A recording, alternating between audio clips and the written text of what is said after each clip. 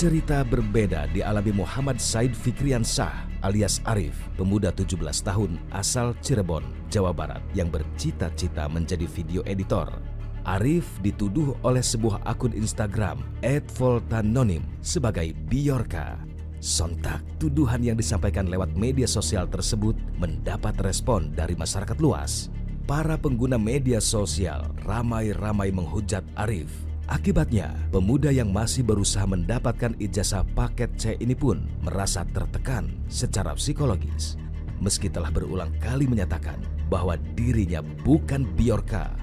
Kepada tim Fakta, Arif menceritakan bagaimana awalnya dia bermain-main dengan media sosial hingga akhirnya dituduh sebagai biorka. Mas Arif pasti sudah tahu juga kemarin sempat bikin video klarifikasi ya Mas ya? Iya sempat sih. Dan juga di-upload di sosmed waktu itu ya? Iya waktu di IG. Itu sampai buat video klarifikasi itu ceritanya gimana sih Mas awalnya?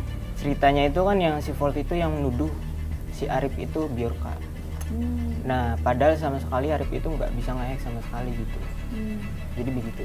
Tapi tahu akun Volt itu? Kalau atau kenal dengan akun Volt itu sebelumnya? Kalau kenal itu nggak pernah, nggak tahu. Apalagi nge-follow itu nggak pernah. Jadi itu gimana sih yang dituduhkan sama biorka waktu itu tuh? Yang dituduh itu bahwasannya datanya si Arif itu sama dengan si biorka. Padahal itu data sampel yang dulu banget. Oh, emang data apa itu Mas? Yang data KPU itu loh. Oh, jadi waktu itu Mas Arif sempat dapat data KPU itu? Arif cuman ngedownload, bukan yang ngeretas gitu. Itu downloadnya dari mana itu Mas? Dari Riot Forum. Seperti yang apa? Seperti tempat penampungan data begitu. Yang pernah ditutup, sekarang udah ditutup. Oke, lah waktu itu ngambil data KPU buat apa ya Mas ya? Cuman buat hanya sekedar ingin tahu doang. Ingin tahu apa? Ingin tahu dalamannya bagaimana sih, begini. Oh ternyata begini gitu. Apa iseng-iseng aja gitu ya? Oke. Terus habis itu ngambil data KPU itu, data KPU juga bisa diakses ya semuanya ya? Bisa. Saya akan coba minta Mas Arif ya Mas ya, mempraktikkan waktu pas tahun 2019 kemarin Mas Arif bisa dapat data KPU itu gimana sih Mas? Buka Google biasa gini. Iya buka, terus habis itu tulis. Mas Arif sendiri. Tulis Riot Forum. Oke, boleh ditunjukkan. Jadi ini tampilan dari Riot Forum. Iya. Jadi ketika akses pertama kali langsung masuk ke laman ini. Iya. Oke, jadi ini tempat untuk menyimpan data-data ya. Jadi biasa kalau para pertas mau nyimpan data di sini. Setelah itu ya sudah gitu. Terus habis itu Arif download yang namanya data sampel. Data sampel itu data sampah. Nah terus habis itu Arif simpen di Microsoft Excel. Dan terus habis itu Arif upload ke Forum. Loh Mas, jadi semua orang tuh bisa ngakses ini dong ya? Bisa. Oh. Ya kalau misalkan situsnya nggak diblokir, pasti semua orang bakalan bisa dong. Terkecuali situsnya kalau misalnya udah diblokir pasti nggak bakalan bisa lagi. Terakhir pakai ini kapan Mas? Waktu pas minggu lalu. Nah Mas balik lagi. Jadi tadi waktu di Riot Forum itu yang jadi alasan kenapa kok akun Volt itu sempat mengatakan kalau Mas Arif itu biorka. Iya. Padahal ya begitulah kan Teteh tahu sendiri kalau Arif gimana gitu orang. Gimana emangnya Mas? Kan sehari-hari Arif kan cuman belajar tentang editing gitu.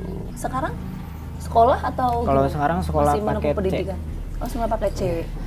Mungkin ada yang ingin disampaikan ke publik, terus termasuk juga akun Volt yang sampai sekarang juga Mas Arif dan publik nggak tahu ya itu siapa, apakah pengguna asli atau tidak.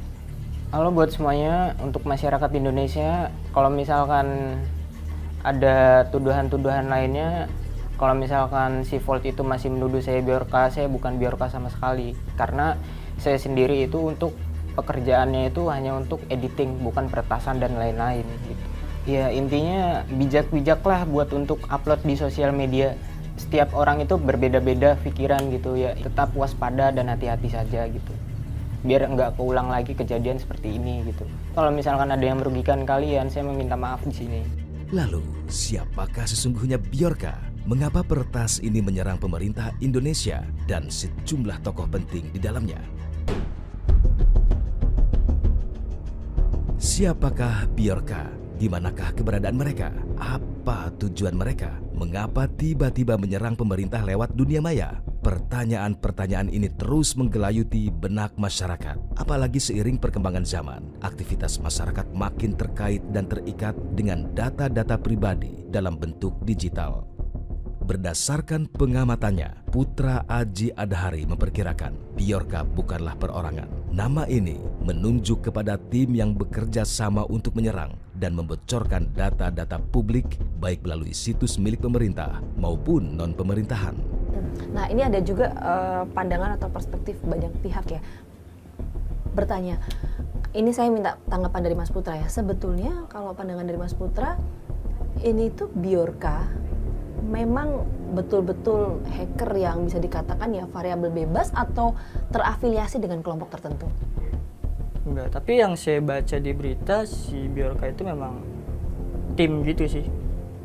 Logikanya gini aja sih Mas, Kak, kalau misalnya sendiri gitu ya, kalau sendiri Bjorka pasti misalnya dia membocorkan data KPU di forum Black Hat gitu ya, forum-forum dark web gitu.